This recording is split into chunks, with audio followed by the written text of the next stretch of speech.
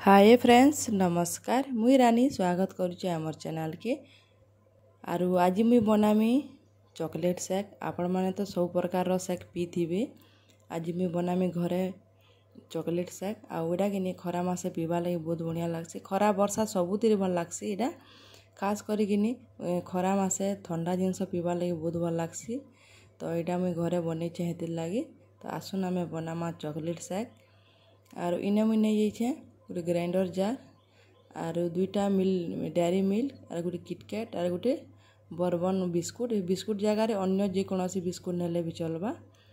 तो ये यहाँ के आम बाहर करमा आउ दुईटा यहाँ मुझे डेयरी मिल्क बाहर रखी देती मेल्ट होवार लगी।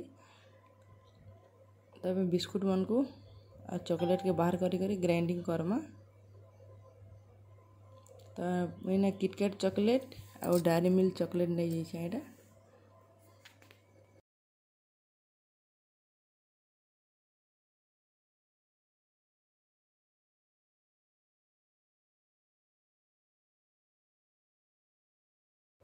तो मुई बिस्कुट किनी 6टा नहीं जाइए।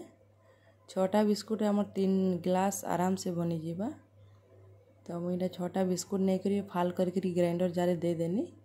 एबे आम इथि देमा आइस क्यूब 4 ରୁ 5टा आइस क्यूब नहीं जाइए। और इन्हें गोटे गिलास ठंडा क्षीर देमा।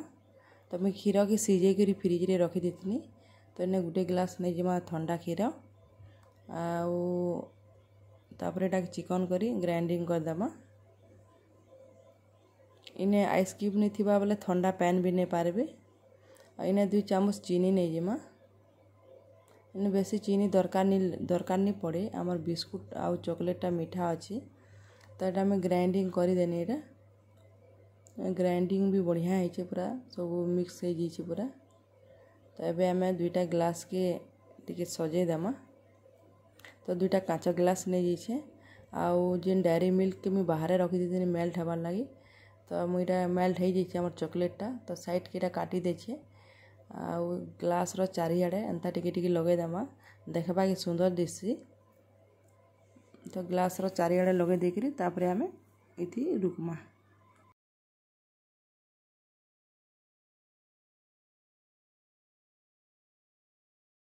तो 2टा ग्लास के मुझे चॉकलेटा लगे देनी। आउ एबे आमे हमर चॉकलेट शेक के रुकमा इथि। एटा कि छुआ मान को बड़ मान को समस्त को भल लागसी। आउ छुआ मान को देबे बेला कि पूरा खुशी हो जिबे बहुत टेस्टी लागसी। आशा करछे आपण मान को मोर चॉकलेट शेकटा भल लागिथिबा। आउ आपण माने भी घरे बनै करना पिउन आउ समस्त को पीबार लगी दउन। आशा करछे आपण मान को मोर वीडियोटा भल लागिथिबा। भल लागला बेले लाइक कर देबे शेयर कर देबे। हमर चैनल रे जे नुआ अछन सब्सक्राइब कर देबे। आउ कि ग्राइंडर जार ग्राइंडिंग कला बेले चॉकलेट टिके रही जाता। तो मैं तार ऊपर दे दूचे एटा पीला बेले बढ़िया लागसी। तार ऊपर दे देमा आ टिके चॉकलेट तार ऊपर गार्निश कर देमा देखबार लगे बहुत सुंदर दिसे। तो चॉकलेट टिके नहीं करी तार ऊपर एंता सजे देमा। रेडी हो गला हमार ठंडा ठंडा चॉकलेट शेक। तो आपण माने जल्दी से जाकरी एटा बनै करे पिउन आ खरा मासर मजा उठाउन। आ गुटे वीडियो रे आ गुटे रेसिपी नहीं करी आसमी से बाय बाय।